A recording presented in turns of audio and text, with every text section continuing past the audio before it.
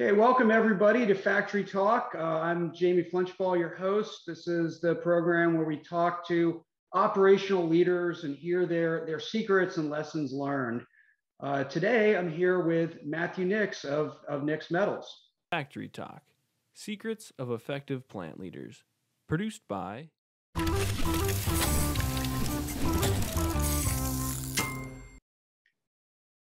Matthew, why don't you tell me a bit about yourself and about your company?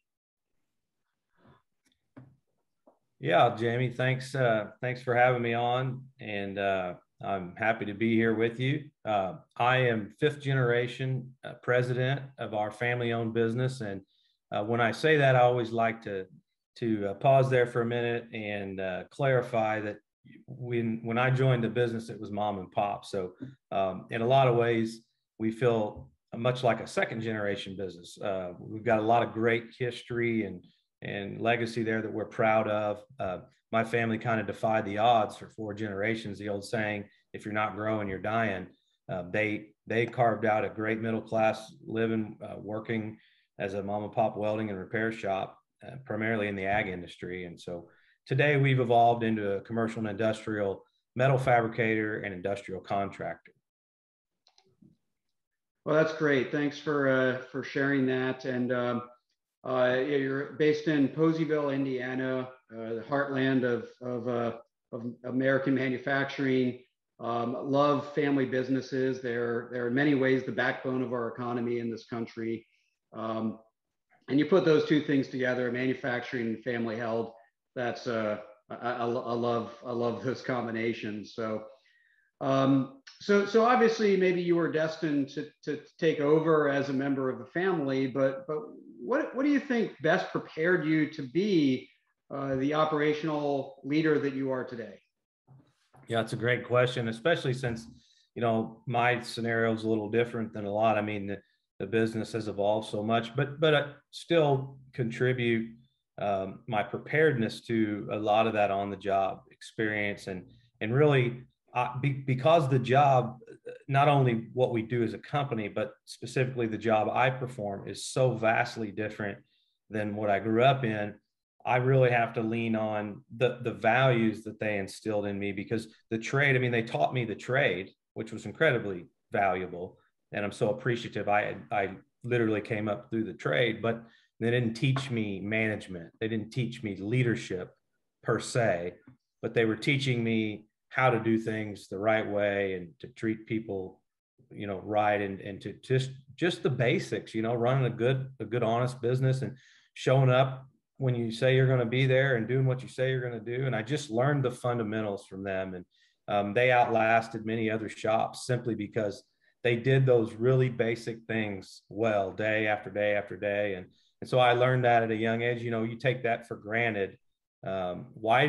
Why did such and such shop go out of business? And, I never wanted for anything growing up. I mean, we weren't wealthy, but we had everything we needed. Well, it's because Dad and Grandpa went to work every day and did what they were supposed to do. So that really just laid the foundation, I think. And I know it sounds cliche to say all that, but I've unfortunately learned the hard way, now having 125 team members, that those basic things that there's often so lacking in society are so vastly valuable to us as business leaders.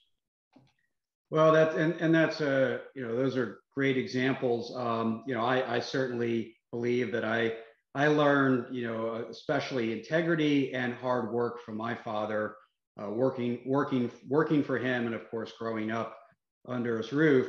You talk about the fundamentals and the basics. You talk about the trade of course, learning that, and that of course is core to what you do. But some of those traits, some of that cultural trait is not might be fundamental, but also isn't very easy. It's easy to it's difficult to have, and it's even more difficult to perhaps hang on to. What would you say has been the key to you keeping those fundamentals as you grew as an organization? Yeah, I think, I recognized early on that, business has to evolve and change, but the fundamentals, the foundation, the values, you know, don't need to. And I've certainly put my own spin on those things. I mean, I've taken the parts, you know, for example, my dad was so quality focused that it inhibited his ability to grow. And when I say that, I don't mean that we want to put out junk, but if you're making Chevrolets and you're getting paid for that and you're focused on building Mercedes, you're not going to last very long. It's pretty simple economics. So most people understand that. So that's my example of taking the pieces that, you know, there were aspects that my grandfather valued more than my dad, and kind of finding what fit my style, and taking those things and making it our own, and you know, putting our own flavor on it, not trying to be somebody we weren't, but recognizing the value that was there with, you know, what their core values, and making them our own. And so we've celebrated those things. We've honored those things. If you look at our brand, our history, and our values and our culture are really woven throughout our brand, and we've been very intentional about that. And those aren't just things we put on the website or hang on the wall. They're things we hold ourselves accountable to living out every day, you know. And the other thing I'll say to that, as far as what I learned, we talked about the trade. I'm very appreciative and blessed to have learned the trade. I think it gives me a lot of credibility with our team members today. Most aspects of the job, I've done every job there is. You know, I've cleaned the chips out of the lathe, and I've run the machine. I've done the welding. I've swept the floor for many years, for a decade or so. However, I will say that as we've grown and evolved, and we've added other parts of the business that I never had the opportunity to do. For example, our 3D CAD engineers, you know, these are 4-year degreed engineers, and had to learn how to manage parts of the business that I didn't have that trade skill set. I've learned that sometimes I'm a better manager in those circumstances. It forces me to look at things from a different perspective, and you know, and lead instead of micromanage. So this is something I thought would be interesting to share with the listeners or viewers, that there's value on both sides of the equation. I think just recognizing that, and knowing when to leverage it and when to say, hey, it's getting in my way that I know too much about what's going on here.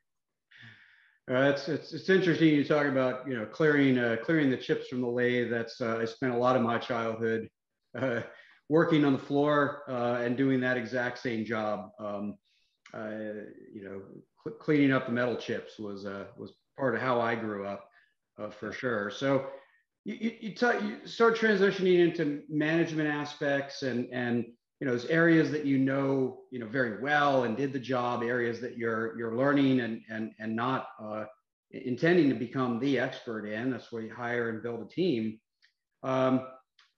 And so I imagine some of those things affect, you know, not just how you show up, but where and when you show up. How do you allocate your time? You have external needs, internal needs. How do you look at sort of the map and landscape of your own time allocation? Yeah, that's a great question. That's something that I've been really much more intentional about the last couple of years, and I think advance that ball a little bit every year. You know, just getting down to the basics. I of course use a calendar, and I'm pretty religious about it. But one exercise I'll share that I started doing 2 or 3 years ago is, at the end of every year, I actually block out some time between Christmas and New Year's, just kind of get away for a little bit.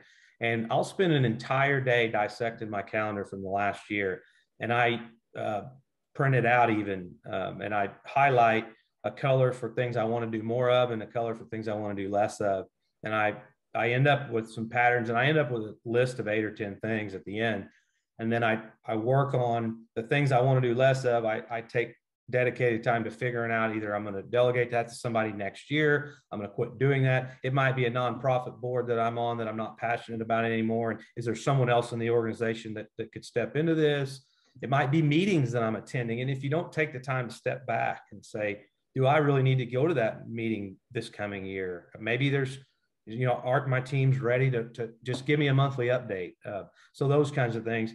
And then the things I want to do more of, I build those into my calendar from week 1 of the year, and I plug them in throughout the year. It might be, I mean, one of them was I wanted to have lunch with my grandpa once a month. And I mean, I put that in the calendar first and foremost, and then everything else, because if you don't, then everything else just hijacks your time. So, and of course, there's a lot of, very practical things like getting out with the sales team more and, all those types of things. So that was a practice that I put in place. And then the other thing I do is try to look at kind of 3 buckets of time. And one's just, the basic management stuff. I mean, you still got to check in and validate, make sure that things are happening the way they're supposed to be happening. So I've got that down to about 2 days a week now. My goal would be to get that to 1 day a week. And so all my direct report debriefs, all, our management meeting, reviewing my touch points, all those things I've got compressed down to 2 days. And then that frees me up 3 days to do the other things. And those other 2 things are either spending time with internal stakeholders or externally with the customers, just being with people. I feel like that's where I particularly add the most value to organization. Every president CEO is different. Some people are more passionate about the operation side. For me, I focus on, moving the business forward and promoting the culture and engagement of our team members. So I try to focus the time there, the rest of my time. Well, taking a whole day to review a year's worth of calendar is an incredible discipline. I love to hear that kind of analysis. And you certainly sort of connect that to changing your system, right? Making sure that you don't just enter the new year with good intentions, right? So that would be a typical New Year's resolution. I hope to spend more time doing this or more time doing that. You're really changing your system of work to meet your goals and accomplish what you're trying to accomplish. So do you one of the many tools we talk about in the lean world is leader standard work. Yeah. Do you utilize that as part of your system, and how does that or other aspects of your system help you as a leader? Yeah. So when I saw that question, and I thought about standard work, and I thought, well, I don't really do that. I'm familiar with standardized work and some of the lean terminology, but then as I started thinking about it, and well, yeah, I kind of am doing some of this intuitively. For example, I've got I just mentioned certain days I do certain things. I've got color coding on my calendar to signify the types of things I'm working on. And I've created some touch point dashboards. They're just Excel, well, they're Google Sheets because that's the platform we use, but they're sheets that I've created where my direct reports and their direct reports, we've got daily's 5 things, and each of those 5 things is red or green. And then we've got weekly and monthly. So within, 5 minutes, I can look at the whole organization. We have 5 locations. Look at the whole organization in 5 minutes and just get a snapshot every morning by 10 a.m. of kind of what's going on. Every Friday afternoon, I can do the same thing. And then of course, monthly, we come together as an entire team. But so just develop some of those processes to kind of keep my arms wrapped around all of it. And then I've tried to, we've been implementing 5S within our organization. And, I've, again, trying to lead by example, but also thinking about how can this actually impact me personally. So I've just created 2 5S areas. One is my desk. I've got the picture hanging above it to show what it should look like. And my truck, it's like, where do I spend most of my time? Is my desk and my truck. So, I'll be honest, there's several weeks and months that I have to put a red on my dashboard for that, but it keeps me thinking about it. So those are just a few examples where I'm trying to use some of those management principles in my, my own area.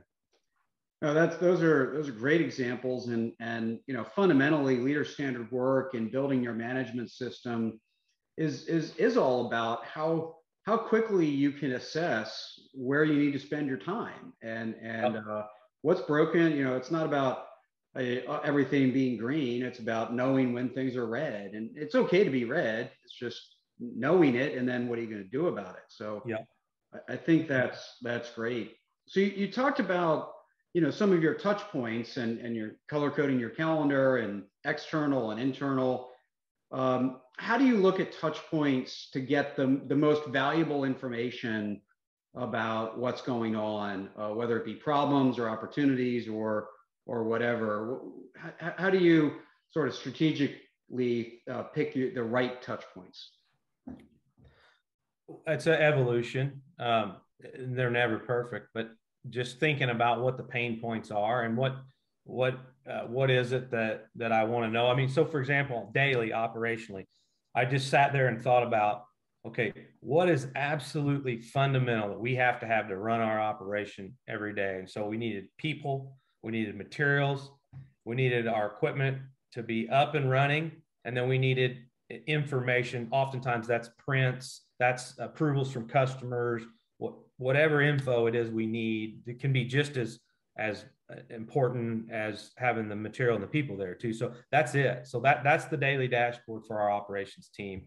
And then outside operations and administrative functions, we've tried to adopt the same type of process. And that could be a little more nuanced to figure that out. And I've tasked them with doing that. But each of our 6 operating divisions, oh, and the guys that work in the field, we added weather to it. Well, they can't affect the weather, but we looked at it from a standpoint of to quickly see where we might have manpower that we can go borrow and shift to another division, or as simple as looking back over the course of the year and saying how many days did we miss out on work because of weather. So but it's as simple as that on a weekly basis. And then the last thing I'll say to your question, as far as getting good information, is I still don't do a great job of this, but I'm trying to do better. Learning, or I guess I should say, being very careful about how you react to the reds, the negative information, because you don't want to incentivize people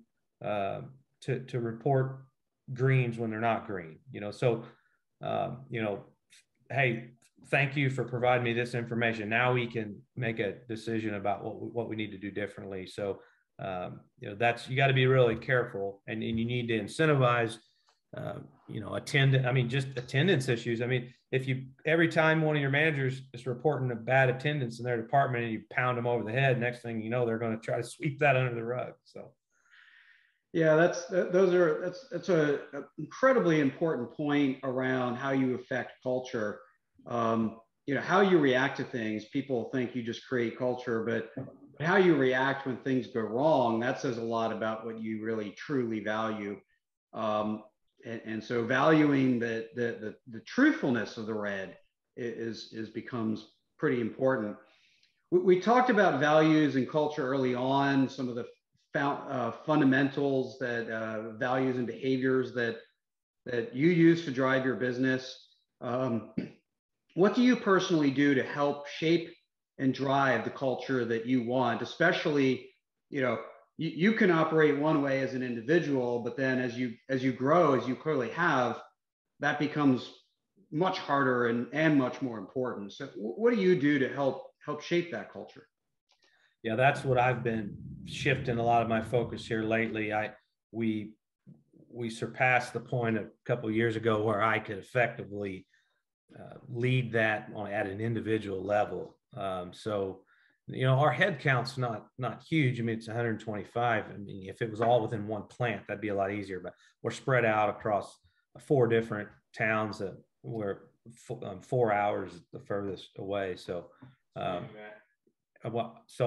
it's a little bit harder to get over there that far and influence that. So I've got to focus my time on the people that have to carry that torch. So I've been spending a lot more time trying to think about ways in which what we refer to it as institutionalize that. That's practical things of course, putting it on paper. We've got our vision, mission, values on paper like a lot of people do, but really bringing that into the meetings. For example, we're starting the monthly management meeting where we're going around the room and sharing, I'm asking them, everybody's picking one of these things and we're sharing real life examples of, how did you see this impact the business in the last month or live it out in the last month? And I'm actually working on a little booklet right now. I don't like using the word book because it sounds really big and audacious, but at about 100 pages, it's looking more like a book than anything. But I documented our history, and then recent history, and then really the meat and potatoes of it is our vision, mission, culture, core values, and then what I call guiding principles, which is taking all that and how does that manifest itself in everyday decisions. So I tried to, and that's a couple years in the works, but and when a real life situation comes up, I'm writing that down and kind of tying those things together. And so eventually I'm trying to do it in a way that, like, if I could leave this to the next generation, like this is the playbook for how we run the business, they can take what they want from it and get rid of what they don't want. But so then we can give that to our managers and have a playbook. These are ideas I've taken from other great business leaders, particularly multi-generational businesses. So that's where I've learned some of that. And so those are some things I'm working on right now. Yeah, and that's neat. I'm sure it'll be a book before you're done. But you did capture, I think, one of the most important elements of it, which is making it connect to the day-to-day, right? Day-to-day situations and decisions.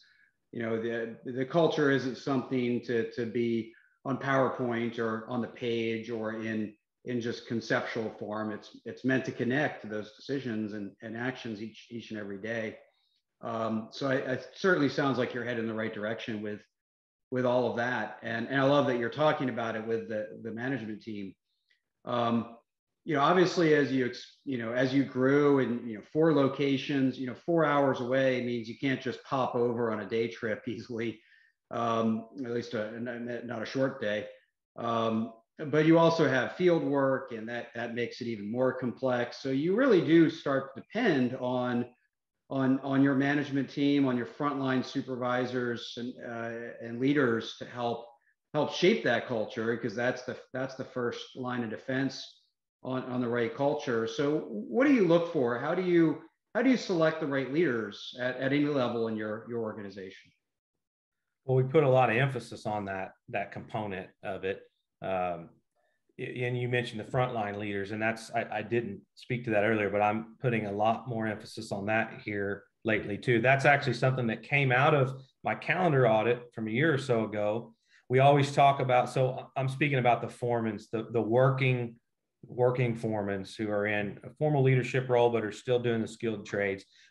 I always say those people are mission critical to our organization, but yet we weren't engaging with them in a way that signified they were mission critical. So we've got a little training program we do, but then once they graduate from that, it was kind of like, now what? So the division managers been focusing on that, and then those frontline leaders. So really just making sure that when we look at who is going to step up into that role, they've obviously got to have a frontline leader's got to have the hard skills, the trade skills, and then the leadership ability.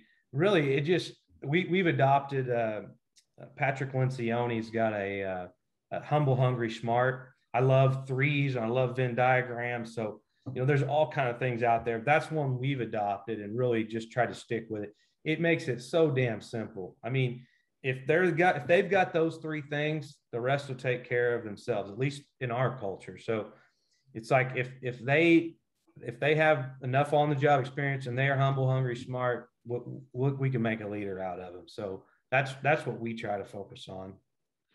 Well, that's really neat. It sounds like you're, not that there is a recipe for it, but it sounds like you're trying to be structured, scientific, and consistent in how you select as well as how you develop. And not enough, this is why we even do this program of Factory Talk, not enough people really emphasize the importance of those frontline leaders, because they have such an impact on people's day-to-day work. That's who people look in the eye for direction, decision, support, and all those things. So as you're shaping this culture and writing your booklet and teaching the team how these behaviors really should manifest themselves in the day-to-day decisions, what are some of the most important behaviors that you're emphasizing day in, day out? Oh gosh, that's a tough one. One thing we did was we have 5 core values, and we went through each of those. Sorry about that. My phone should have flipped that on silent before we started. Part of being busy. We went through the core values and listed behaviors that support each of those that are a lot more tangible. For example, one of our core values is commitment to excellence. And I think, that makes sense. Probably a lot of people share that in their list of core values, but that's kind of an aspirational idea. So it's like, what does that actually mean? So, one of the behaviors to our value, commitment to excellence, is to be open-minded. We said, look, if we're going to be committed to excellence, that means we have to be open to change and evolution. And one of the behaviors of that is to be open-minded. And so, that becomes much more tangible. So those are, I could go down a big long list, but those are the kind of things that we're trying to promote and work on and integrate into our evaluation process and our leadership. And when I meet with the frontline leaders once a quarter, we sit down for a half a day, and these are the kind of things that we're talking about. Trying to really, as you pointed out earlier, really boil it down to how it impacts the everyday. Yeah, I think you're really headed down a great path there, because commitment to excellence, as an example, you can't see it, right? It's inside people's heads. It's behind the glassy eyes, I like to say, but being open-minded is observable, right? And so you can recognize people when they're doing it. You can hold them accountable when they're not, and you as a leader can demonstrate that. So converting those into behaviors is a lot of what I like to, as I coach leaders, I like to help with, is making sure that they are observable, because ultimately people have to feel the culture for that to work. Another quick example is one of our core values is fun. And, and that sounds good. It's like, everybody's like, heck yeah, but what does that look like? So for a leader, what that looks like is, are you celebrating the wins? And so that's one of the touch points that I check in on when I make my rounds to the different locations. Not all the time, but I'll ask about that. With the specific leader of that site. How are we doing here? How are we celebrating the wins? Both individually and as a group. So that's just one more example of a very tangible behavior that supports. Fun doesn't just mean that we throw kick-ass parties and all of that. Are we taking a minute to say, hey, you know what, we kicked butt on that job, we hit the timeline, and hey, good job, guys, those kind of things. Yeah, that I have to say that's one I'd probably need some help with, because to me, fun is having a 3-hour strategy conversation, but that probably doesn't establish the culture, and I'm not very good at celebrating the wins. So having that kind of reminder would be I like to say I'm really bad at recognition, but I also know it works, right? And so, I need a reminder in order to do those things. Yeah, I think you and I share that. That's one of the beautiful things of writing all this down. It doesn't have to mean that I'm the best at all those. It also helps hold me accountable for the areas that we need to do correctly. Absolutely. Well, hey, we're about out of time here. I really enjoyed this conversation. For people interested in learning more about Nix Metals, where can they go to learn more? Yeah, so Nix Metals is our primary operating company. www.nixmetals.com. Our parent company is Nix Companies, so that's just nixcompanies.com. Companies is plural, and certainly look me up on LinkedIn. Love to connect with you, Matthew Nix. So happy to connect and continue the conversation with anybody that's interested. Love talking family business, manufacturing. Love talking culture and any of these topics. So thanks for having me, Jamie. Yeah, well, Matthew, you very clear and purposeful in how you're leading and where you're taking the company, and very candid about where you're struggling and what you need to do better at. So fantastic mindset to go forward with, and I really appreciate you sharing it with with our listeners. So thank you. Okay, thanks, Jamie.